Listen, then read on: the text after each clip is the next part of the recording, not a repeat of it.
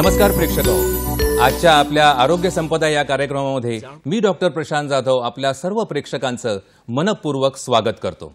मित्रो, आज आषाढी एकादशी। या आषाढी एकादशीच्या निमित्ताने आमच्या सर्व प्रेक्षकांना आषाढी एकादशीच्या आरोग्यदायी सदिच्छा। आपणा सर्वांना उत्तम आरोग्य लाभो हीच विठ्ठलाच्या चरणी, रुक्माईच्या चरणी आमची प्रार्थना।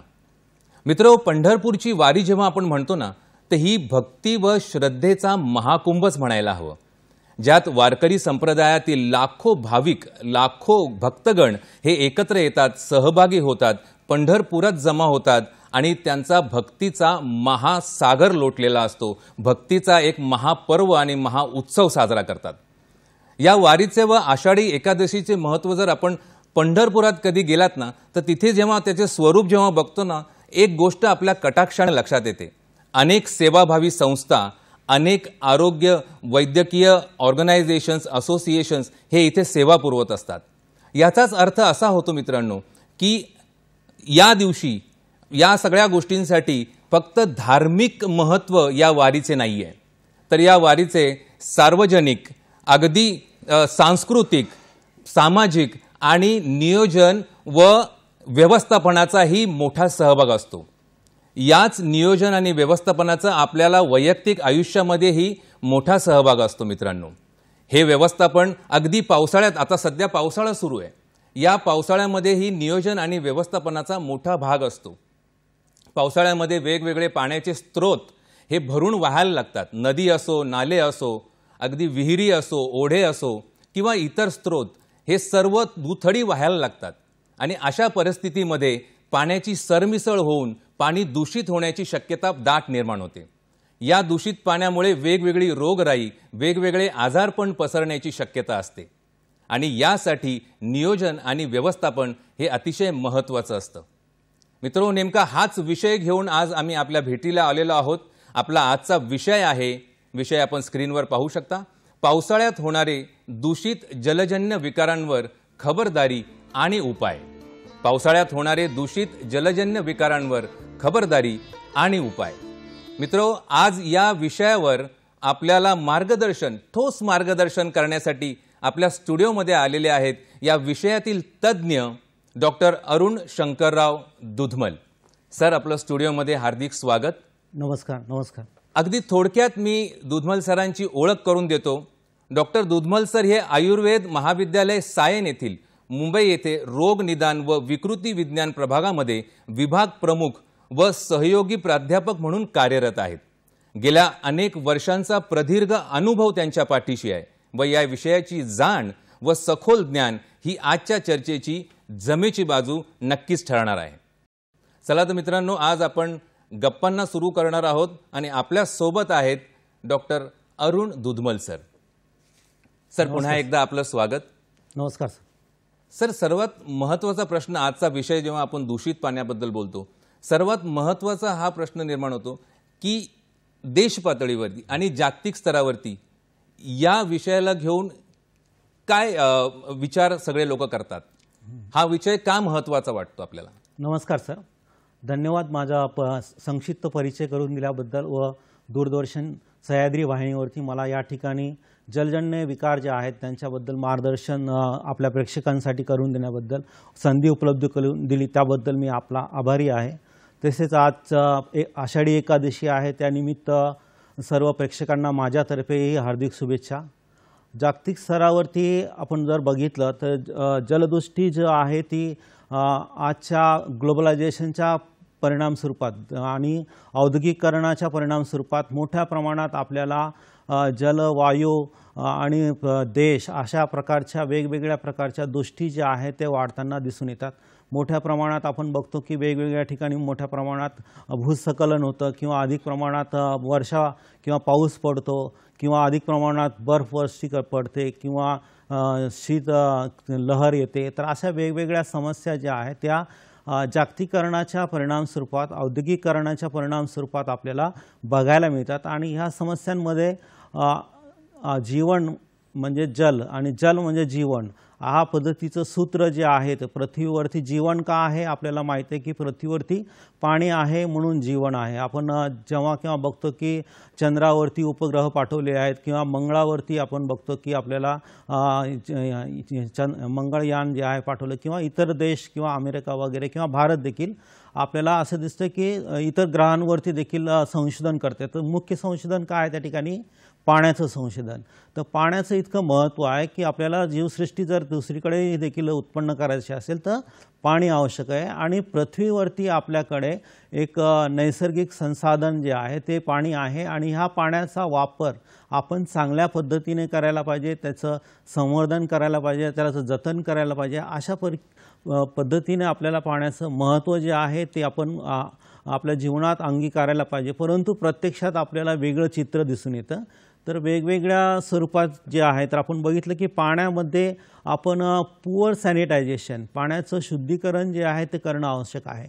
कारण पाणी जे आहे ते दोन प्रकारे दुष्ट होत असतं. एक तर नैसर्गिक दृष्टी जी आहे ती पाण्यामध्ये आपल्याला दिसून येते, त्याशिवाय मानवनिर्मित दृष्टी देखील पाण्यामध्ये दिसून येत असते. म्हणून सॅनिटायझेशन किंवा पाण्याचं शुद्धीकरण करून ते पाणी वापरणं हे आवश्यक आहे. आणि आपण बघतो व्यवहारामध्ये शुद्ध पाणी पिण्याचं इग्नोरन्स जास्त प्रमाणात आहे, इलिटरसी प्रमाणात जास्त आहे. आरोग्याविषयी आपण बघतो की वेगवेगळ्या पद्धतीच्या आपण फॅशन वगैरे वेगवेगळ्या क्षेत्रामध्ये आपल्याकडे जे आहे तो कल असतो, परंतु प्रत्यक्ष आपल्या आरोग्याकडे आपण लक्ष द्यायला पाहिजे, त्याकडे आपण प्रत्यक्ष लक्ष देत नाही.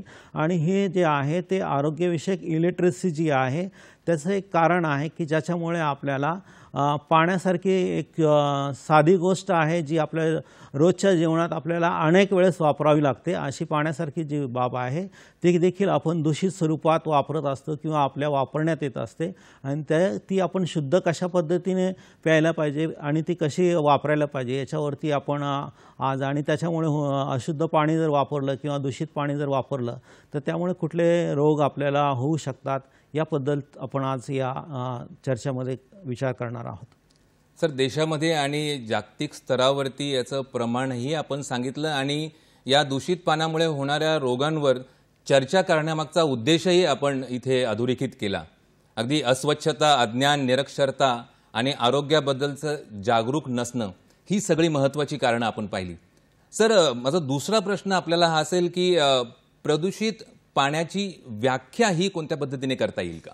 हां, मुख्यतः पाणी जे आहे ते आपण समजत असतो की आपण जेव्हा केव्हा पाणी पित असतो ते शुद्ध पाणी आहे किंवा ते चांगल्या पद्धतीचं पाणी आहे. आणि अशा पाणी पिल्यामुळे आपल्याला जेव्हा आजार निर्माण होतात तेव्हा ते अशुद्ध पाण्यात पिल्याचे परिणाम स्वरूपात होऊ शकतात. म्हणजे पाण्याचं जे आहे ते तीन प्रकारे आपण वापर करत असतो. मुख्यतः पाणी जे आहे ते आपण पिण्यासाठी वापरत असतो किंवा त्याचा संपर्क म्हणजे हातपाय धुणे, अंघोळ करणे या पद्धतीचा देखील पाण्याचा वापर करत असतो. किंवा बऱ्याच वेळेस आपण जे पाणी साचलेलं पाणी असते त्या नदी असेल, नाला असेल किंवा डबका असेल किंवा पावसाळ्यामध्ये जेव्हा फ्लड येतो किंवा पाणी साचतं वेगवेगळ्या स्थानामध्ये त्यावेळेस आपण त्या स्थानातून जात असतो, म्हणजे त्या पाण्याच्या संपर्कात येत असतो. तर अशा पद्धतीने पाणी जे आहे त्याचं आपण सेवन केलं असेल दूषित पाणी किंवा त्याच्या संपर्कात आलं असेल किंवा त्याच्यामध्ये काही जीवजंतू असतात, तर असे जीवजंतू जे आहेत ते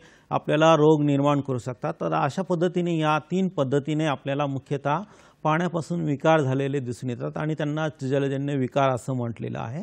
मुख्यतः जागतिक आरोग्य संघटनेचा जल वापरणे आणि त्याचं नियोजन करणे यामध्ये जास्त प्रमाणात भर दिसून येतो. आणि त्यामुळे त्यांनी पाणी कसं असायला पाहिजे आणि वापरण्यासाठी असणारं किंवा पिण्यासाठी असणारं पाणी जे आहे त्याचे मानक काही सांगितलेले आहेत. त्यानुसार नॉर्मल pH जी आहे ती आपण बघतो की 7 ते 8.5 पर्यंत त्याची नॉर्मल pH आवश्यक आहे. त्याशिवाय ते पाणी शुद्ध असलं पाहिजे, स्वच्छ असलं पाहिजे, गंधविरहित म्हणजे त्या पाण्याचा वास आला नाही पाहिजे आणि त्याशिवाय त्याच्यामध्ये चव देखील असली पाहिजे.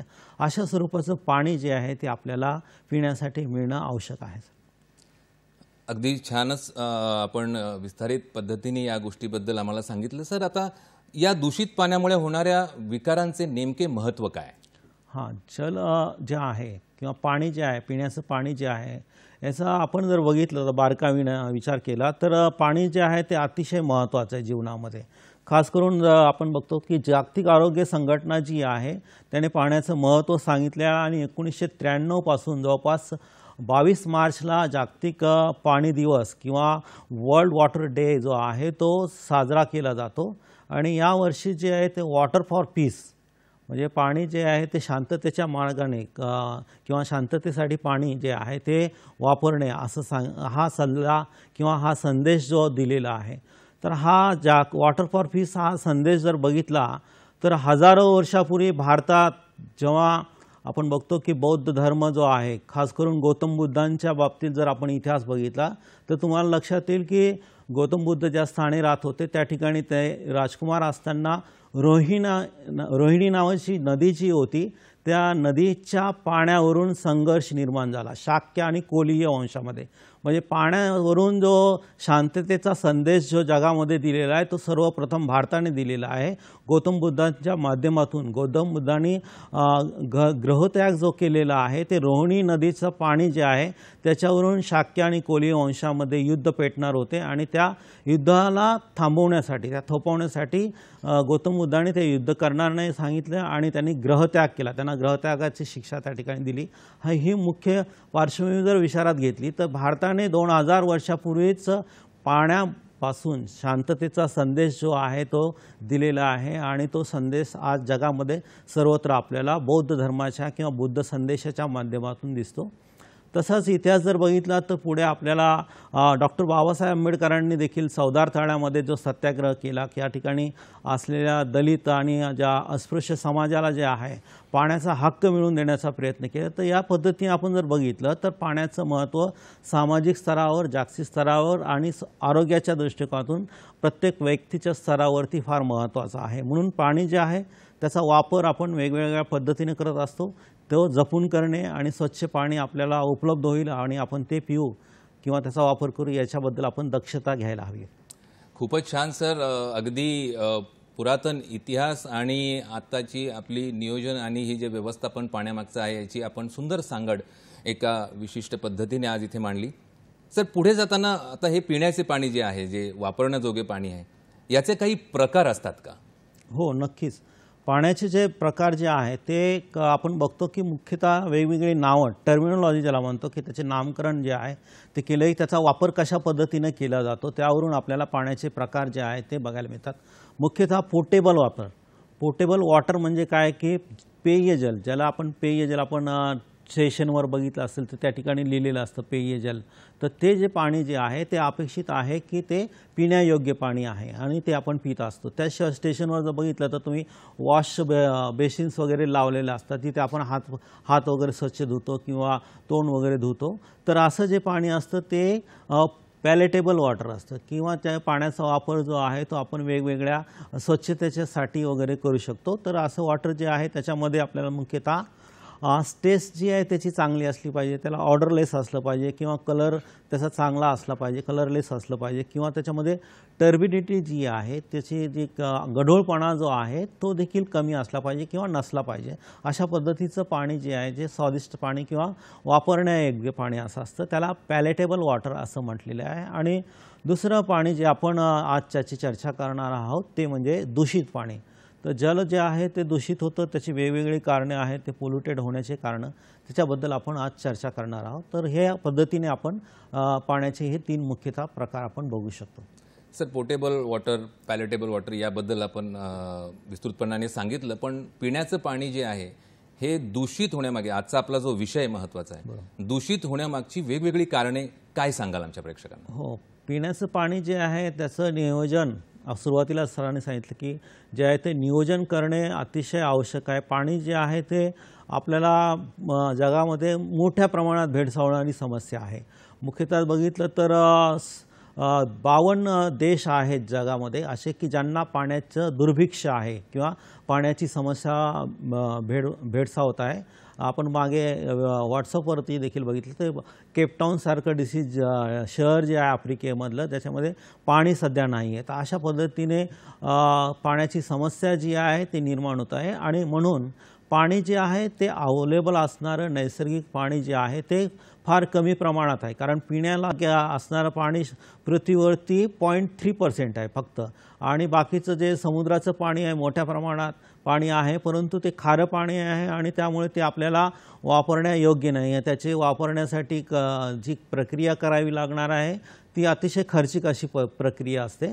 त्यामुळे दूषित पाणी होणार नाही आणि दूषित झालेलं पाणी जे आहे ते आपण वापरू नये. म्हणून आपण बघतो की वेगवेगळ्या पद्धतीचा दृष्टिकोनातून याचा विचार केलेला आहे आणि यामध्ये वेगवेगळ्या प्रकारची दृष्टी जी आहे ती आपल्याला वर्गीकरणाच्या माध्यमातून आपल्याला बघायला मिळते. तर एक मुख्यतः जी आहे ती नैसर्गिक दृष्टी तर पाण्यामध्ये असते. निसर्गतः पाणी हे काही शुद्ध नसतं, म्हणजे माणसासाठी पिण्याला आहे, त्यामुळे नैसर्गिक दृष्टी असते किंवा ह्युमन ॲक्टिव्हिटीज ज्या असतात त्या ॲक्टिव्हिटीज ज्या म्हणजे पाणी वापरताना आपण नदी वगैरे असेल किंवा विहीर असेल अशा ठिकाणी आपण जे मलमूत्रांचं विसर्जन करत असतो किंवा केलं जातं, तर त्यामुळे देखील पाणी दूषित होत असतं. किंवा पाणी जे आहेत ग्रामीण भागामध्ये प्राणी जे आहेत पाळीव प्राणी जे आहेत ते नदी नाल्यावरती धुण्यासाठी किंवा त्यांचा मलमूत्रांचं त्याच्या ठिकाणी विसर्जन होत असतं आणि त्यामुळे देखील पाण्याची दूषित होते.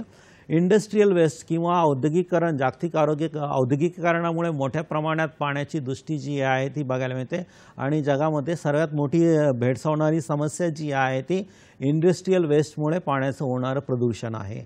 ॲग्रिकल्चर पोल्युशन जे आहे ते देखील या ठिकाणी प्रभावी दिसून येतं आणि फिजिकल काही इम्प्युरिटीज ज्या आहेत त्या देखील घनकचरा स्वरूपात आपल्याला पाण्यामध्ये दिसून येत असतात. तर या पद्धतीने पाण्याचे जे दूषितेचे प्रकार सांगितलेले आहेत. सर, वेगवेगळे प्रकार आपण इथे आम्हाला सांगितले, प्रेक्षकांना सांगितले. आपली चर्चा अतिशय छान अशा वळणावरती आता आहे. त्याच्या पुढे आता तुम्ही सांगितलं की दूषित पाणी वापरू नये किंवा पिऊ नये, पण आता या संदर्भात दूषित पाणी झाले आहे हे समजण्याचे काही प्रमाण आहे का, काही टेस्ट आहेत का वेगवेगळ्या? हो, निश्चितपणे. मुख्यतः पाणी जे आहे ते जर बघितलं आपण तर इंडिकेटर्स आहेत. वॉटर पोल्युशन जे आहे त्याचे काही इंडिकेटर्स आहेत की ज्याच्या माध्यमातून आपण कंटॅमिनेटेड वॉटर झालेलं आहे की नाही, दूषित पाणी झालेलं आहे की नाही ह्याची तपासणी करू शकतो. खास करून आपल्याला बघतो आपण की बऱ्याच वेळेस आपण आपल्या घरामध्ये किंवा सोसायटीमध्ये बोरवेल्स वगैरे पाडत असतो आणि त्यावेळेस आपण बघतो की हे पाणी पिण्याच्या लायक आहे की नाही. त्यासाठी पाणी जे आहे ते आपण टेस्टिंगसाठी देत असतो. तर पाणी जे आहे ते टेस्टिंग करून जे आहे ते आपल्याला एक सर्टिफाईड मिळत असते की पाणी हे शुद्ध पाणी आहे किंवा पिण्याचे लायक पाणी आहे का वापरण्याच्या लायक पाणी आहे. तर पाण्यामध्ये जो आहे तो मुख्यतः आपण बघतो की गढूळपणा हा अधिक प्रमाणात असतो आणि तो गढूळपणा जो आहे तो TDS, ज्याला टोटल डिझॉल्व्ड सॉलिड्स असं म्हटलं जातं, हे गढूळपणा किंवा ज्याच्यामध्ये मिनरल्स वगैरे जास्त प्रमाणात असेल किंवा क्षारयुक्त पाण्यामध्ये जे आहे क्षारयुक्त पाणी जास्त प्रमाणात असेल तर अशा पद्धतीचं जर पाणी असेल तर त्याचा TDS जो आहे तो अधिक प्रमाणात वाढलेला दिसतो. म्हणजे खास करून बोरिंगचं वॉटर असेल किंवा विहिरीचं पाणी असेल तर त्यामध्ये आपल्याला हा TDS जो आहे तो 3-3 हजारापर्यंत दिसून येतो. 1,500 ते 3,000च्या आसपास. साधारणतः पिण्याचं पाणी जे आहे जे आपण पेयजल म्हणतो त्याचा TDS जो आहे तो 80 ते 60 किंवा 80 ते 100च्या दरम्यान असणे आवश्यक आहे. की जास्त प्रमाणात TDS जर असेल तर त्यामुळे आपल्याला किडनी स्टोनसारखे विकार होण्याची शक्यता असू शकते. म्हणून TDS जो आहे तो बघणे आवश्यक आहे. त्याशिवाय pH जो आहे पाण्याचा तो देखील 7 ते 8.5 म्हणजे ॲसिडिटी किंवा पाण्याची आम्लता जी आहे ती देखील बघणे आवश्यक आहे. आम्लता ही अत्यंत आवश्यक आहे. जास्त प्रमाणात आम्ल किंवा क्षारीय पाणी असणे आवश्यक नाही. हे 7 ते 8.5च्या मध्ये असणे आवश्यक आहे. त्याशिवाय पाण्यामध्ये काही गॅसेस असतात. खास करून ऑक्सिजनचं प्रमाण जे आहे ते आवश्यक असतं पाण्यामध्ये, कारण H2O आहे आपल्याला माहिती आहे पाण्यामध्ये हायड्रोजन आणि ऑक्सिजनपासून बनलेलं आहे. ऑक्सिजनचं प्रमाण जे आहे ते जर कमी झालं तर त्याला बायोकेमिकल ऑक्सिजन डिमांड म्हणतात, BOD. तर ह्याच्यामुळे काय जलचर प्राणी जे आहेत, कारण खास करून मासे वगैरे जे आहे ते BOD जर कमी झालं, ऑक्सिजनचं प्रमाण जर कमी झालं तर त्यामुळे जलचर प्राणी जे आहेत ते मरण्याची शक्यता जास्त असते. त्याशिवाय काही खनिज द्रव्ये जे आहेत ते देखील असतात, त्याचंही आपण टेस्टिंग करू शकतो. खूपच छान सर. आपली चर्चा खूप छान ठिकाणी आता पोहोचलेली आहे आणि पुढे आपण जाणून घेणार आहोत मित्रांनो की दूषित पाण्यामुळे होणारे विकार कोणते. पण आता वेळ झाली आहे एका छोट्याशा विश्रांतीची. कुठेही जाऊ नका, पाहत राहा आपला आवडता कार्यक्रम आरोग्य संपदा.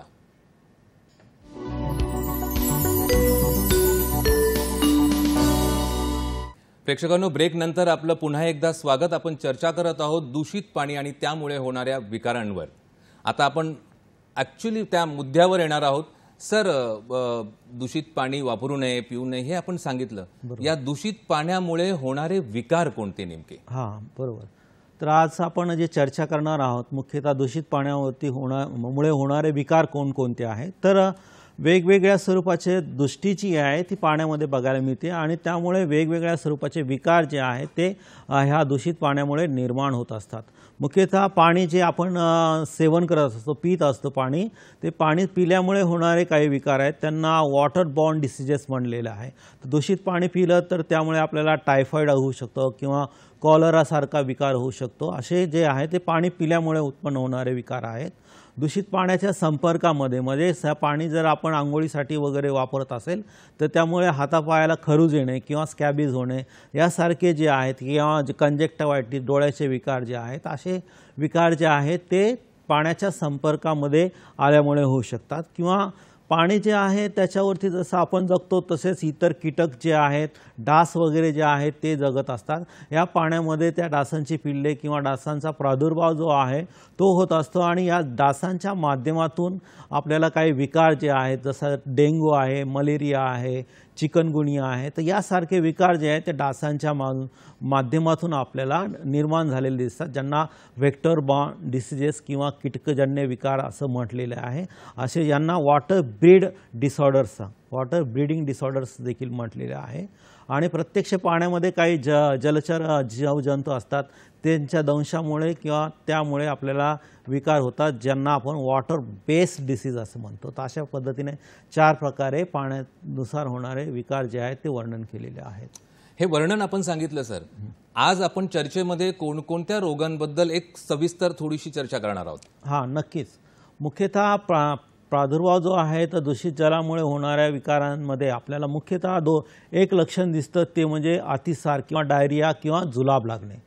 तर मुख्यतः जुलाब लागणे, उलटी होणे किंवा पाणी जे आपण सेवन करतो ते पाचन संस्थेमध्ये त्याची प्रक्रिया होत असते आणि सगळ्यात पहिले जे ॲफेक्टेड होते ते आपले आंत्र किंवा जठर ज्याला म्हणतो आपण, तर आंत्रामध्ये विकार जे आहेत ते निर्माण होतात आणि त्यामुळे आपल्याला उलटी जुलाबसारखे विकार निर्माण झालेले दिसतात.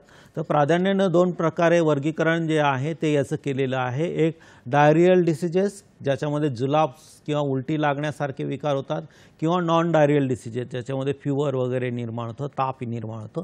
तर अशा पद्धतीचे 2 वर्गीकरण जे आहे ते प्राधान्याने बघायला मिळतात. त्याच्यामध्ये अतिसार उत्पन्न होणारे किंवा डायरिया उत्पन्न होणाऱ्यामध्ये कॉलरा आहे, कावीळ आहे, पोलिओ आहे, लेप्टोस्पायरोसिस आहे किंवा डायरिया बॅसिलरी डिसेंट्री आहे. आणि त्याशिवाय अतिसार विहिरीत असणारे हिवताप, डेंग्यू, मलेरिया, चिकनगुनिया, प्लेग यासारखे विकार जे आहेत ते या ठिकाणी बघायला मिळतात. सर, या आजारांबद्दल आपण नक्कीच विस्तृत आपल्याकडून माहिती घेऊया, पण त्याआधी आपल्याला आता आपल्या श्रोत्यांचा आपल्याला एक कॉल आलेला आहे. भाग्यश्री पुण्यावरून बोलतायत. भाग्यश्रीजी बोला. हॅलो. दूषित पाण्यातून तयार झालेल्या पालेभाज्या कसं समजायच्या? कारण डॉक्टर सांगतात पालेभाज्या खा. पालेभाज्या कशा खायच्या? पालेभाज्या पाण्याचं ओळखायचं कसं?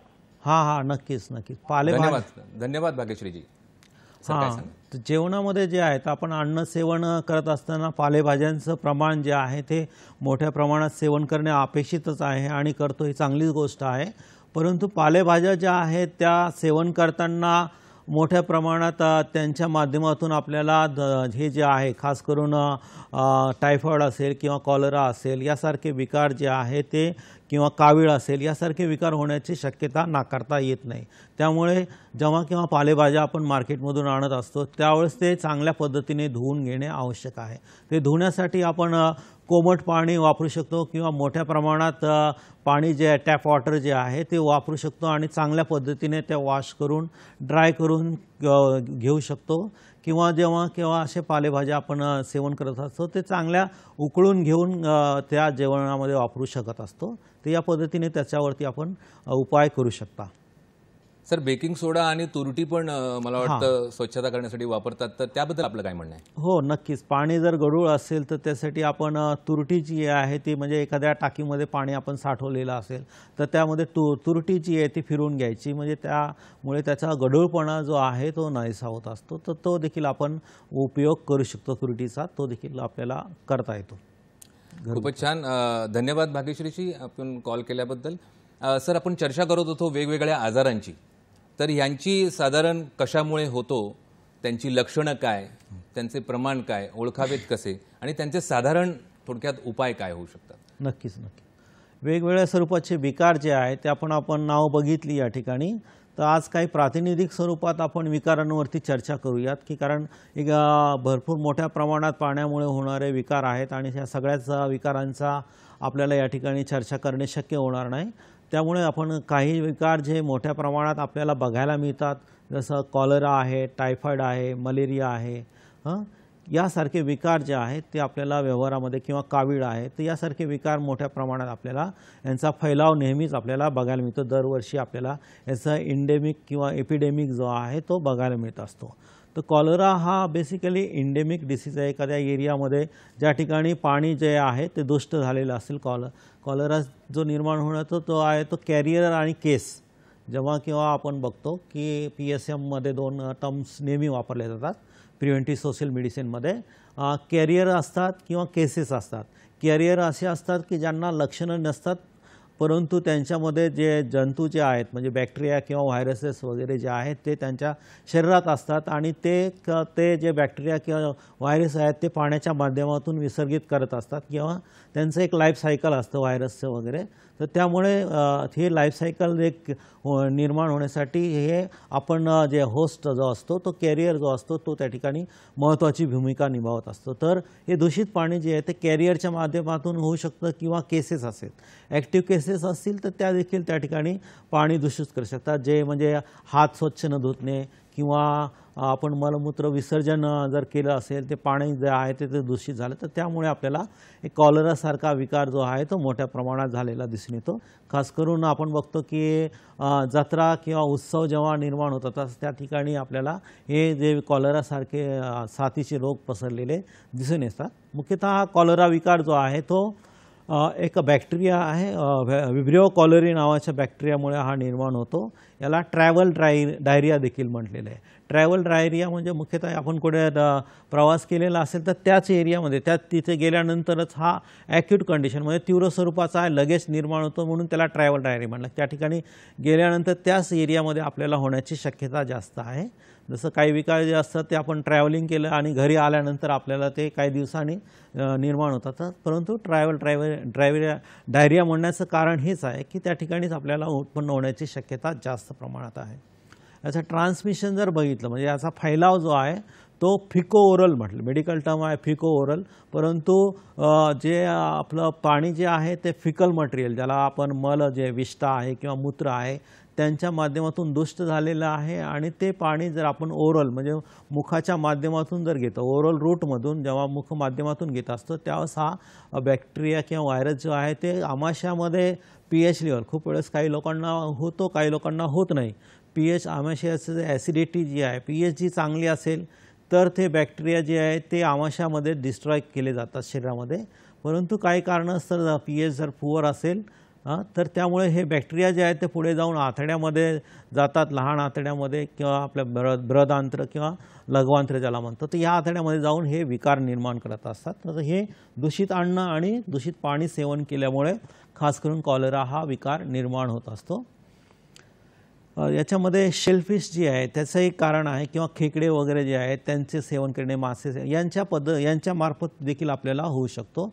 दूषित शौचालय जे आहे ते सार्वजनिक शौचालय जे आहे त्यांचे वापर जर केला असेल तर त्या कारणामुळे, किंवा हात स्वच्छ जर धुतले नसतील तर त्यामुळे देखील होऊ शकतो. आणि दुसरा एक मी केस आणि कॅरियर सांगितलं. तर कॅरियर जे आहे ते आपण हॉटेलमध्ये जेवण करत असतो, बाहेरचं जेवण करत असतो, त्यामध्ये कॉलरा असणारे जे केसेस कॅरियर असू शकतील किंवा ॲक्टिव्ह केसेस असू शकतील, हे स्वयंपाकी जे असतात त्यांना जर झालेला असेल तर त्यांच्या माध्यमातून देखील आपल्याला हा कॉलरा निर्माण झालेला दिसून येऊ शकतो.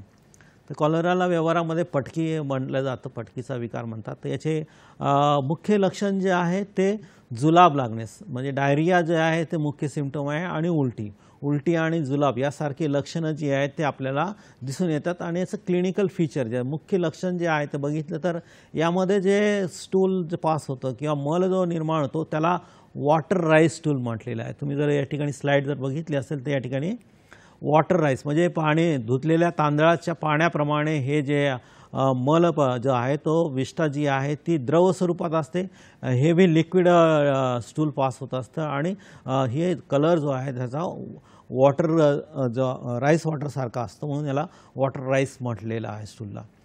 हा ॲक्यूट कंडिशन आहे. इन्क्युबेशन पिरियड ही एक साथीचे रोग किंवा इन्फेक्शियस डिसीजमध्ये येणारी टर्म आहे, त्यामध्ये की बाबा जेव्हा केव्हा एखादा विषाणू किंवा जीवाणू प्रादुर्भाव शरीरामध्ये होत असतो त्यावेळेस त्याची शरीरामध्ये पॅथॉलॉजी निर्माण करण्याची प्रक्रिया जी आहे, विकृती निर्माण करण्याची प्रक्रिया सुरू असते, आणि त्याच्यानंतर लक्षणं जी आहेत ती निर्माण होतात. तर सिम्पटम जेव्हा क्रिएट होतात त्यावेळेसचा तो पिरियड असतो जो मध्ये शरीरामध्ये तो लपलेला असतो. तर एक लॅटेंट पिरियड असतो, त्या काळामध्ये काही लक्षणं दिसत नाहीत, परंतु नंतर आपल्याला अशी लक्षणं जी आहे ती दिसतात. त्याला इन्क्युबेशन पिरियड म्हणलं, ज्यामध्ये आपल्याला 2 ते 5 दिवसात म्हणजे 2 तासात ते 5 दिवसापर्यंत याची लक्षणे दिसू शकतात. म्हणजे जसं इन्फेक्शन झालं की 2 तासामध्ये देखील लक्षणं होऊ शकतील, ते व्यक्ती सापेक्ष आहे, किंवा 5 दिवस जास्तीत जास्त कालावधी, त्या ठिकाणी 4 ते 5 दिवसाचा कालावधी जो आहे तो जाऊ शकतो. याला इन्क्युबेशन पिरियड म्हटलं. याच्या लक्षणामध्ये आपण बघितलं की मुख्यतः जुलाब आणि उलटी होते, त्याशिवाय डिहायड्रेशन जे आहे म्हणजे शरीरामधून पाण्याचं प्रमाण जे आहे ते ॲक्यूट कंडिशन म्हणजे तीव्र स्वरूपात मोठ्या स्वरूपात जुलाब जे आहे ते लागतात आणि किंवा उलट्या होतात, आणि त्यामुळे डिहायड्रेशन जे आहे शरीरातलं पाणी जे आहे ते कमी होऊन जात असतं, आणि त्यामुळे जीवा जी आहे ती कोरडी पडते, किंवा तहान, पॉलिडिप्सिया किंवा यासारखे जे आहे ड्रायनेस ऑफ माउथ, की जीवा कोरडी पडणे किंवा तहान जास्त लागणे यासारखे विकार, किंवा त्वचा जी आहे त्यातील तणाव जो आहे किंवा टर्गिडिटी जी आहे ती कमी झालेली असते. त्वचावरती आपण बघतो की सुरकुत्या ज्या आहेत त्या पडलेल्या दिसून येतात. तर अशा पद्धतीने डिहायड्रेशनचे सिम्पटम जे आहेत, काक जी आहे तिथं घाम यायला पाहिजे, घाम येत नाही, स्वेटिंग होत नाही त्या रुग्णाला, मूत्र देखील प्रवृत्ती होत नाही, अशासारखी लक्षणं जी आहेत ती निर्माण होतात. इवन दो टीयर्स किंवा अश्रू देखील त्याला येत नाही. म्हणजे डिहायड्रेशन इतक्या मोठ्या प्रमाणात कॉलरामध्ये होत असतं, आणि तो सिव्हिरिटी जी आहे ती अधिक प्रमाणात निर्माण होऊ शकते कॉलरामध्ये. म्हणजे हॉस्पिटलायझेशन जे आहे ते करण्याची वेळ त्या रुग्णामध्ये येऊ शकते. म्हणून या ठिकाणी आपण बघतो की ब्लड प्रेशर जे आहे ते कमी झालेलं दिसतं, हायपोटेन्शन जे आहे, रक्तदाब जो आहे तो कमी झालेला दिसतो, नाडीची गती वाढते, श्वासाची गती वाढते, यासारखे वेगवेगळे विकार, किंवा क्रॅम्प्स येतात, हातापायाला पिंढऱ्यांना क्रॅम्प्स येतात, यासारखी लक्षणं जी आहे ती आपल्याला निर्माण झालेली दिसून येतात. तर कॉलरा किंवा साथीचे रोग जे आहे ते निर्माण होत असतात दूषित पाण्याच्या सेवना केल्यामुळे. त्यामुळे यांना आपण टाळणे जे आहे ते अत्यंत आवश्यक आहे, आणि छोटे छोटे प्रयोग किंवा छोटे छोटे उपाय जे आहेत ते करून आपण यांना टाळू शकतो. तर टाळण्यासाठी जे आहे ते मुख्यतः उकळलेलं पाणी घरामध्ये आपल्याला इझी गोईंग प्रोसेस आहे की सहज आपण करू शकतो, की आपल्याला जे पिण्यासाठी पाणी वापरायचं आहे ते आपण आता स्वयंपाकासाठी वापरणारं पाणी जे आहे ते उकळलं नाही तरी चालेल, परंतु जे पिण्यासाठी वापरायचं जे पाणी आहे, खास करून पावसाळ्यामध्ये बघतो की आपल्याला कंटामिनेटेड वॉटर महानगरपालिकेकडून जलशुद्धीकरणाच्या प्रक्रिया ज्या आहेत त्या केल्या असतातच त्या स्थानिक स्वराज्य संस्थांच्या माध्यमातून, तरीही कुठे ते नळातून येणारं पाणी जे आहे ते दूषित होऊ शकतं. म्हणून ते दूषित झालेलं पाणी जे आहे ते आपल्याला उकळून पिणं आवश्यक आहे. पालेभाज्या स्वच्छ धुवून घ्यायला पावेत. कच्चे पदार्थ म्हणजे कच्चे जे काही असतील पालेभाज्या किंवा जे काही आपण मार्केटमधून आणतो फळं वगैरे, ते कच्चे खाणे टाळावेत, ते स्वच्छ धुवून घ्यावेत आणि खावेत. कच्चे दूध पण प्यायचं टाळावे, कारण पशु जे आहेत त्यांच्या माध्यमातून आपल्याला वेगवेगळे विकार जे आहेत ते निर्माण झालेले दिसतात. त्यामुळे आपण जे आहे दूध जे आहे ते पॉश्चराइज्ड डेअरीचं दूध जे आहे तेच घ्यायला पाहिजे. त्याशिवाय दूध जर घेतलं असेल, कच्चं दूध असेल म्हणजे जे डेअरीचं दूध नसेल तर ते कमीत कमी 20 मिनिट उकळून प्यायला पाहिजे, तर उकळून प्यावं. त्याशिवाय शक्यतो घरचं जेवण करावं. किंवा हॉटेलिंग जे आहे ते खास करून पावसाळ्यात टाळावे, कारण स्वच्छतेचा अभाव जो आहे तो आपल्याला बघायला मिळतो, किंवा घरमाशा ज्या आहेत त्या फ्लाईज ज्या आहेत त्यांच्या माध्यमातून हे अन्न जे आहे ते रस्त्यावरचं अन्न जे आहे ते दूषित झालेलं दिसून येतं. म्हणून ते देखील आपण हॉटेलचं जेवण किंवा रस्त्यावरचं जेवण जे आहे ते टाळणे आवश्यक आहे. त्याशिवाय गरम पाण्याने हात वारंवार आपण जेव्हा किंवा जेवण करणार असो किंवा काही खाणार असो तर त्यावेळेस आपले हात जे आहे ते 1 मिनिट आहे ते पाण्याने, गरम पाण्याने, थोडं नसेल तर थंड पाण्याने का होईना, डेटॉल असेल किंवा साबण असेल, कमीत कमी साबणाचा वापर करून आपण हात जे आहे ते आपले स्वच्छ धुवून घ्यायला हवेत. आणि नेहमीसाठी भरपूर पाणी प्यायला पाहिजे. मुख्यतः डिहायड्रेशन आपल्याला इतर कारणामुळे पण होऊ शकतं, तर वारंवार पाणी सारखे पिणे आवश्यक आहे. सर, पाणी दूषित होऊ नये म्हणून प्रतिबंधात्मक जे उपाय तुम्ही सांगितले, काय काय गोष्टी टाळाव्यात, या सर्व गोष्टी आपण विस्तृतपणे सांगितल्या. आपण कॉलेराबद्दल साधारण बोललो. टायफॉइडची ही काही लक्षणं साधारण सारखीच दिसतात आपल्याला. टायफॉइडबद्दल काय सांगाल? हो, नक्कीच. थोडासा याच्यामध्ये एक मुद्दा जो राहिलेला आहे की कॉलराचं मॅनेजमेंट कशा पद्धतीने करू शकतो. खूप वेळेस कॉलराचे पेशंट जर समजा त्यांना मेडिकल एड्स मिळत नसेल, कारण काय सिव्हिअर डिहायड्रेशन असतं, खूप मोठ्या प्रमाणात शरीरातून पाणी गेलेलं असतं, त्याला हॉस्पिटलायझेशन रुग्णालयामध्ये भरती करायला हवं, त्याला IV फ्लुइड्स लावायला पाहिजे, वेगवेगळे रिंगर लॅक्टेट किंवा डेस्ट्रोज वगैरे त्याचं आपल्याला रिहायड्रेशन करायला पाहिजे असतं. परंतु घरामध्ये आपण जर आपल्याला वाटलं की जुलाब लागत आहे, उलट्या होत आहे, तर अशा वेळेस आपण आपले इलेक्ट्रोलाइट्स जे आहेत ते बॅलन्स करणे आवश्यक आहे. आणि त्याच्यामध्ये घरगुती उपाय जो आहे तो मेडिकलवर सहज आपल्याला ORSचे पॅकेट्स जे आहेत, इलेक्ट्रॉलचे पॅकेट जे आहेत ते अवेलेबल होतात. जवळपास मेडिकल असेल तर ते आपण इलेक्ट्रॉलची पावडर घेऊन सारखं ते मिक्स करून 1 लिटर पाण्यामध्ये मिक्स करून ते लगेच ते पूर्ण पाणी जे आहे ते थोडं थोडं थोडं पित राहणे आवश्यक आहे. आणि समजा इलेक्ट्रॉलचं पावडरसह पाणी जर अवेलेबल झालं नसेल तर जलसंजीवनी जे आहे, जे आपल्याला महाराष्ट्र शासनाने देखील आणि ग्रामीण भागात PSC वगैरे प्राथमिक आरोग्य केंद्रामध्ये देखील आपल्याला आशा वर्कर किंवा हेल्थ वर्कर जे आहेत ते आपल्याला नेहमी सांगत असतात. जलसंजीवनी जी आहे ती तयार करता येते घरच्या घरी. आपल्या घरामध्ये जर पाणी आहे ते उकळलेलं पाणी घ्यावं आणि त्यामध्ये साखर आणि मीठ, चिमूटभर मीठ आणि साखर टाकून जलसंजीवनी तयार करून आपण ते सारखं पाणी पित राहावं, की ज्यामुळे आपल्याला डिहायड्रेशन जे आहे ते होणार नाही आणि नक्कीच आपलं बचाव त्या ठिकाणी होऊ शकतो. आणि बाकी काही औषधी जी आहेत ती आपल्या डॉक्टरांच्या सल्ल्याने घ्यायला हवी त्या ठिकाणी. सर, टायफॉइडबद्दल आपण माहिती घेतली, अगदी विस्तृत पद्धतीने माहिती घेतली. कॉलेराबद्दल आपलं म्हणणं झालं तर या साथीच्या रोगांमध्ये काविळीचं एक प्रमाण आपल्याला खूप जास्त आढळतं. नक्कीच नक्कीच. त्याबद्दल काय सांगाल? एक कावीळबद्दल जर बघितलं आपण, टायफॉइड आणि कावीळ हे 2 विकार हे महत्त्वाचे आहेत. टायफॉइड जो आहे तो देखील आपल्याला बघायला मिळतो. हा एक आपण बघितला पहिला विकार जो होता तो डायरिया होता, त्याच्यामध्ये आपल्याला लूज मोशन्स किंवा मलप्रवृत्ती, द्रव मलप्रवृत्ती लागते. टायफॉइड जो आहे त्यामध्ये फिवर येतो, मुख्यतः टेम्परेचर येणे हा जो लक्षण आहे या ठिकाणी बघायला मिळतं. तर टायफॉइड जो आहे तो देखील आपल्याला सेम आहे, कंटॅमिनेटेड वॉटरमुळेच निर्माण झालेला दिसतो. याचं जे आहेत लक्षणं जी आहेत ते 7 दिवसानंतर, कंटॅमिनेटेड आपण जर इन्फेक्टेड झालो तर 7 ते 14 दिवसानंतर लक्षणं निर्माण होतात. यामध्ये मुख्यतः जे लक्षण आहे ते ज्वर किंवा फिवर जो आहे किंवा ताप येणे हे जे आहे ते निर्माण होतं. याची विकृती जी आहे ती आतड्यांमध्ये पियर्स पॅचेस जे आहेत, जे आपण म्हणतो त्या आतड्यांमध्ये निर्माण होते आणि आतड्यानंतर पुढे हा विकार जो आहे तो घातक स्वरूपात देखील ठरू शकत असतो. की त्यामुळे आपल्याला टायफॉइडसारखा विकार जो आहे तो जर ताप येत असेल पावसाळ्यामध्ये खास करून आपल्याला, त्यावेळेस ताप येत असताना आपल्याला त्याची तपासणी करून घेणे आवश्यक आहे. खास करून डेंग्यू आहे का, मलेरिया आहे का, टायफॉइड आहे याच्या टेस्ट ज्या आहेत त्या केल्या जातात. टायफॉइडसाठी खास करून विडाल टेस्ट जी आहे ती केली जाते आणि त्या माध्यमातून आपल्याला टायफॉइडचं निदान होऊ शकतो. तर यामध्ये देखील आपल्याला लक्षणं जवळपास उलटी किंवा जुलाब न दिसता काही खास करून मलावष्ट, म्हणजे या ठिकाणी आपल्याला बघितलं तर कॉन्स्टिपेशन किंवा मलावष्टमसारखंही लक्षण या ठिकाणी आपल्याला दिसू शकतं. पोटात दुखणे, परत भूक न लागणे, ताप येणे, उलटी अतिसार थोड्या प्रमाणात दिसू शकतो, कोरडा खोकला, परत डिलिरियम, बडबड करणे यासारखी लक्षणं किंवा डोके दुखणे, थकवा येणे यासारखी लक्षणे दिसून येतात. याचे उपाय जे आहेत त्याच पद्धतीने आहेत. आणि हा नंतर महत्त्वाचा जो विकार जो आहे तो कावीळ, ज्याच्यावरती आपण आज चर्चा करूया. तर थोडक्यात हिची पण माहिती मी तुम्हाला देतो. तर कावीळ जो आहे तो त्याला व्यवहारामध्ये कावीळ म्हटलं जातं. आयुर्वेदामध्ये सर्व विकार जे आहेत त्यांचंही वर्णन केलेलं आहे, जसं की कॉलरा म्हटलं तर त्या ठिकाणी विसूचिका नावाने विकार वर्णन केलेलं आहे. ज्वर हा एक आयुर्वेदामध्ये महत्त्वाचा विकार सांगितला आहे, ज्याच्यामध्ये आपल्याला टायफॉईडसारखा विकार देखील त्या ठिकाणी बघायला मिळतो. त्याच पद्धतीने हेपॅटायटिस किंवा कावीळ यासारखा विकार जो आहे तो आयुर्वेदामध्ये कामला या नावाने वर्णन केलेला आपल्याला बघायला मिळतो. तर हे जे आहे ते विकार जे आहे ते हेपॅटायटिस जो आहे तो देखील दूषित पाण्यामध्ये सेवनामुळे दूषित पाण्याचं सेवन केल्यामुळे निर्माण होत असतो.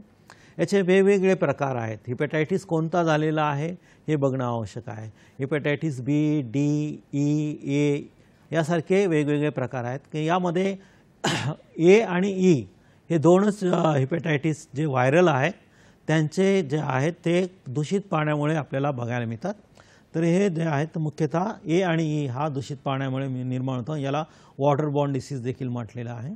तर मुख्यतः यामध्ये विकृती जी आहे ती आपल्या यकृत किंवा आपल्या या लिव्हरला सूज निर्माण होते. लिव्हरमध्ये याचं पॅथॉलॉजी जी आहे ती बघायला मिळते आणि त्यामुळे आपल्याला जॉन्डिससारखं लक्षण ज्याला आपण पिलिया म्हणतो किंवा शरीर जे आहे ते पूर्ण पिवळं दिसून येतं. तर पिलिया किंवा पिवळपणा जो आहे तो आपल्याला मुख्य स्वरूपात हे लक्षण या ठिकाणी दिसतं. उलटी वगैरे होते. त्याशिवाय आपलं जे स्टूल जे आहे किंवा मल जे आहे त्याचा एक कलर जो आहे क्ले कलर म्हणजे चिखलाप्रमाणे व्हाईटिश ब्लॅकिश कलरचं युरिन स्टूल जे आहे ते पास असतं किंवा युरिन जे आहे त्याचं पिवळेपणा वाढलेला दिसतो. वेगवेगळ्या ठिकाणी आपल्याला डोळ्यावरती पिवळेपणा दिसतो, नखांमध्ये पिवळेपणा दिसतो. असं जॉन्डिस ज्याला म्हटलं हे पिवळेपणा दिसण्याचे मुख्य लक्षण आपल्याला दिसून येतात या ठिकाणी. आणि मुख्यतः जॉन्डिसमध्ये आपल्याला लॉस ऑफ ॲपेटाईट किंवा क्षुधा मांदे किंवा भूक न लागणे हे प्राधान्याने मुख्य लक्षण दिसून येतं. सर, कावीळ बघितलं आपण, टायफॉईड बघितलं, अगदी सगळ्या गोष्टींची आपण फार विस्तृत माहिती आपल्या प्रेक्षकांना दिली आहे. पुढे आपण हिव तापाबद्दल सरांकडून माहिती घेणार आहोत, पण आता वेळ झाली आहे एका छोट्याशा विश्रांतीची. तर प्रेक्षक कुठेही जाऊ नका, पाहत राहा आपला आवडता कार्यक्रम आरोग्य संपदा.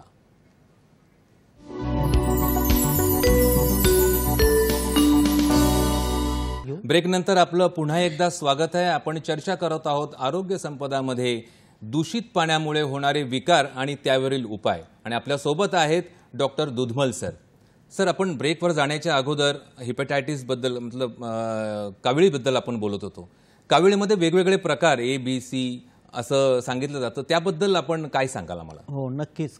कावीळ जे आहे ते एकतर निर्माण होण्याचं कारण जे जीवाणू किंवा व्हायरसेस जे आहेत ते आहेत आणि त्या अनुषंगाने आपल्याला कावीळचे जे आहेत ते वेगवेगळे प्रकार जे आहेत ते बघायला मिळतात. तर त्याच्यामध्ये मुख्यतः A B C D E. तर हेपॅटायटिस बी जो आहे तो ब्लड बॉर्न डिसीज आहे, ब्लडमुळे निर्माण होणारा आहे. त्यामुळे लक्षात ठेवताना आपण दूषित पाण्यामुळे जर झाला असेल कावीळ तर तो ए किंवा ई असू शकतो. त्यामध्ये आपण लक्षणं बघितली. त्याशिवाय ह्याच्यामध्ये हेपॅटायटिस एच्याबद्दल व्हॅक्सिनेशन जे आहे ते आपल्याला बघायला मिळू शकतं. याचा जे इन्क्युबेशन पिरियडवरून आपण हे हेपॅटायटिस ए आहे का ई आहे तो डिफाईन करू शकतो. दोन्हीमध्ये इन्क्युबेशन पिरियड जवळपास सारखा आहे, पण हेपॅटायटिस ईचा जो इन्क्युबेशन पिरियड आहे किंवा लक्षणं निर्माण होण्याचा कालावधी जो आहे तो अधिक प्रमाणात दिसतो, 60 दिवसापर्यंत बघायला मिळतो. आणि हेपॅटायटिस एमध्ये आपल्याला 14 ते 24 दिवस किंवा 28 दिवसाप्रमाणे बघायला मिळतो. लक्षणं जी आहे ते तिन्ही कावीळ म्हणजे जेवढे बी कावीळ आहेत त्याच्यामध्ये लक्षणं जी आहेत ती सारखीच दिसून येतात. मुख्यतः थकवा येणे, नॉसिया किंवा उलटी, मळमळ होणे, ॲब्डोमेन पेन किंवा उदरामध्ये आपल्या शूल किंवा पोट दुखणे आणि जॉन्डिस किंवा पिवळेपणा ह्यासारखी लक्षणं जी आहेत ती दिसून येत असतात. तर याच्यामध्ये प्रिव्हेन्शनमध्ये आपल्याला हँड वॉश करणे आवश्यक आहे आणि प्रॉपर सॅनिटायझेशन म्हणजे आपले हात स्वच्छ धुणे आणि स्वच्छता बाळगणे आवश्यक आहे. आणि वॅक्सिन्स देखील हेपॅटायटिस एच्या अवेलेबल आहेत, त्या देखील आपण घेऊ शकतात. वॉटर अँड फूड सेफ्टी जी आहे ती अधिक महत्त्वाची आपल्याला बघायला म्हणजे आपण जे खातो अन्न ते देखील स्वच्छ चांगल्या पद्धतीने उकळलेलं किंवा गरम अन्न उष्ण मासणी यात सांगितलेलं आहे. तर त्या पद्धतीचं अन्न जे आहे ते घ्यायला पाहिजे. बॉइल्ड वॉटर घ्यायला पाहिजे आणि फूड प्रॉपर कुकिंग केलं पाहिजे. म्हणजे पूर्णतः अन्न शिजवून जे आहे ते मीठ वगैरे असेल किंवा मटण मच्छी असेल तर ते प्रॉपरली शिजवून त्याचं सेवन केलं पाहिजे, हे महत्त्वाचं आहे. यामध्ये चिकित्सा जर बघितली किंवा उपाय जर बघितलं तर कावीळसाठी खास काही विशेष उपाय नाहीत. हॉस्पिटलायझेशन आपल्याला बऱ्याच वेळेस करावं लागतं. किती प्रमाणात त्याच्यामध्ये आपण काही रक्ताच्या तपासण्या करत असतो, जसं की बिलिरुबिन टेस्ट आहे, HGOT, HGPT अशा काही तपासण्या आहेत. त्या तपासण्या करून आपण त्याचं सिव्हिरिटी जी आहे ती ठरवत असतो आणि त्यावरून त्याला उपचार जे आहे ते केले जातं. तर भोंदू बाबाकडे न जाता खास करून आपण बघतो की आपल्या समाजामध्ये कावीळसाठी वेगवेगळ्या ठिकाणी औषधं देण्याचं प्रमाण आहे. कोणी नाकातून औषध देतं, कोणी जुलाबाचं औषध देतं. अशा प्रकारचे उपाय जे आहेत ते महाराष्ट्रामध्ये किंवा भारतामध्ये आपल्याला बघायला मिळतात कावीळसाठी खास करून. म्हणून आपण कावीळाचे उपाय करण्यासाठी तज्ज्ञांचंच मार्गदर्शन घ्यावं किंवा मोठ्या प्रमाणात आपण बेड रेस्ट करावे, म्हणजे झोपून राहणे किंवा त्या ठिकाणी आराम करणे अत्यंत आवश्यक आहे आणि शरीराला हायड्रेट ठेवणं आवश्यक आहे आणि प्रॉपर न्यूट्रिशनल डाएट किंवा सकस आहार जो आहे तो घेणे आवश्यक आहे. तर या पद्धतीने आपण याचे मॅनेजमेंट करू शकतो. यानंतर खूपच छान सर, वेगवेगळे जे साथीचे रोग आहेत त्यामध्ये आपण खूपच छान माहिती दिलेली आहे आमच्या प्रेक्षकांना. सर, यामध्ये आपण बघतो की पावसाळ्यामध्ये साधारण डासांमुळे होणारा जो त्रास आहे आणि त्यामुळे होणारा जो रोग आहे याबद्दलही जास्त बोललं जातं. हिवताप ज्याला आपण म्हणतो, या हिवतापाबद्दल आपण काय माहिती द्याल?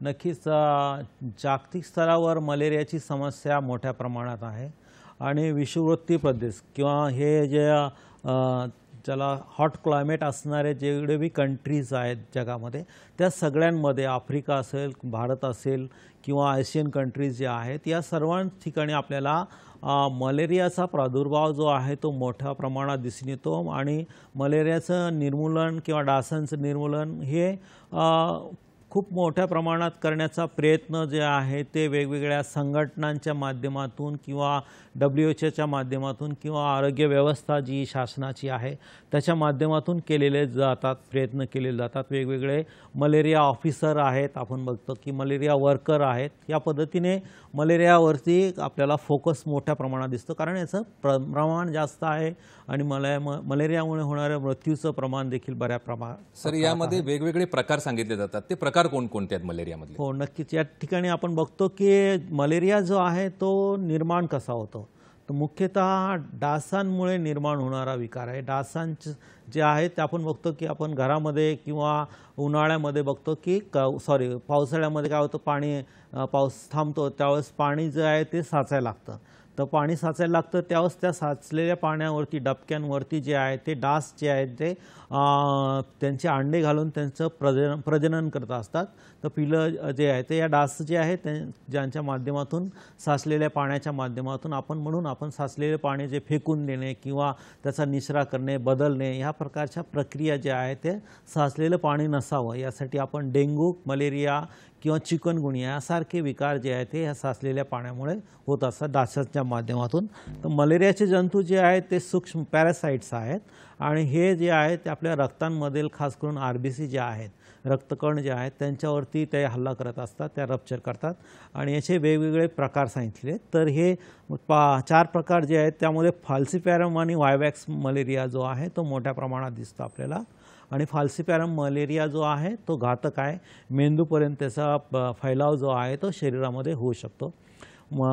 प्लाझ्मोडियम मलेरिया आणि प्लाझ्मोडियम ओव्हेल असे हे वेगवेगळे प्रकार आपण हिवतापामध्ये बघतो. मग याचं निदान आणि साधारण उपचार या संक्षिप्तमध्ये काय सांगाल? हो, नक्कीच. मलेरिया जो आहे तो बघितला आपण की जागतिक मोठ्या प्रमाणात त्याच्या मृत्यूंची संख्या आपण बघितली आहे आणि त्यामुळे हा जेव्हा विकार निर्माण होतो त्याची लक्षणावरून आपण मलेरियाचं निदान करू शकतो. खास करून आपल्याला लक्षणं जी आहेत त्याच्यामध्ये थंडी वाजून ताप येणे, तर फिवर विथ चिल्स किंवा थंडी वाजून जेव्हा ताप येतो त्यावेळेस काही वेळासाठी हा ताप राहतो आणि त्यानंतर दरदरून घाम येतो आणि त्यानंतर परत ताप कमी होऊन जातो. तर स्वेटिंग फेज जी आहे ती या ठिकाणी बघायला मिळते. फिवर जो आहे तो निर्माण होतो, ताप निर्माण होतो, परत स्वेटिंग होते. तर या पद्धतीने मलेरियामध्ये आपल्याला स्वेटिंग आणि फिवर ही लक्षण दिसतात, त्यावरून आपण मलेरियाचं निदान करू शकतो. त्याशिवाय मलेरियाचं निदान करण्यासाठी आपल्याला रक्ताचे नमुने जे आहे ते जवळचे आरोग्य केंद्र असेल किंवा डॉक्टर किंवा लॅबमध्ये जाऊन आपण रक्ताचे नमुने देऊन मलेरियल पॅरासाइट जे आहे त्याची तपासणी करू शकतो. तर यामध्ये मुख्यतः सहसा दुपारच्या वेळेस ताप येत असतो, त्याशिवाय 1 दिवस आड किंवा 2 दिवस आड या पद्धतीने देखील ताप जो आहे तो निर्माण होते. अंगदुखी, कंबरदुखी, थकवा येणे यासारखे लक्षणं जी आहेत ती मलेरियामध्ये निर्माण होतात. पाठ दुखणे, त्याशिवाय सौम्य स्वरूपात असेल तर तसेच लक्षणं जी आहेत ती कमी प्रमाणात दिसू शकतात आपल्याला. कधीकधी चिल्स किंवा अंगावर काटा येणे यासारखे लक्षणं दिसतात आणि डोके दुखणे हे एक मुख्य लक्षण आपल्याला बघायला मिळतं आणि थकवाही जाणवत असतो. तर या पद्धतीची लक्षणं जी आहेत ती मलेरियामध्ये दिसून येऊ शकतात. सर, हा विषय अतिशय व्यापक आहे आणि वेळेची मर्यादा लक्षात घेता हा कार्यक्रम आपल्याला इथेच उरकत घ्यावा लागणार आहे. मित्रो, आपण पाहिलं की इंग्रजीत असं म्हणतात की prevention is better than cure, म्हणजे उपचार करण्यापेक्षा बचाव करणं हे कधीही सोयीस्कर असतं. योग्य नियोजन आणि व्यवस्थापन या गोष्टी जर सांभाळल्या गेल्या तर मला वाटतं प्रत्येक रोग हा टाळता येईल आणि झालाच तर त्याच्यावरती उपचारही सरांनी आज विस्तृतपणाने आपल्याला सांगितलेला आहे. जवळच्या तज्ज्ञांकडूनही आपण याची कोणतीही लक्षणं आपल्याला दिसली की त्यांचा सल्ला घेणं हा अनिवार्य असणार आहे. मित्रो, पंढरपूरच्या वारीची जर यश जर म्हटलं तर प्रत्येक वारकरी हा त्यामध्ये एक व्यवस्थापक म्हणून काम पाहत असतो आणि तीच जबाबदारी आपण प्रत्येकाने जर घेतली तर रोगराई आणि साथीचे रोग टाळण्यामध्ये आपल्याला नक्कीच मदत होईल. मित्रो, आता वेळ झाली आहे इथेच थांबण्याची. पुन्हा आपण भेटणार आहोत आरोग्य संपदाच्या नवीन भागामध्ये नवीन तज्ज्ञांसोबत नवीन विषयाला घेऊन. तोपर्यंत स्वस्थ राहा, मस्त राहा, आनंदी राहा. धन्यवाद. धन्यवाद सर. या ठिकाणी टेक होम मेसेज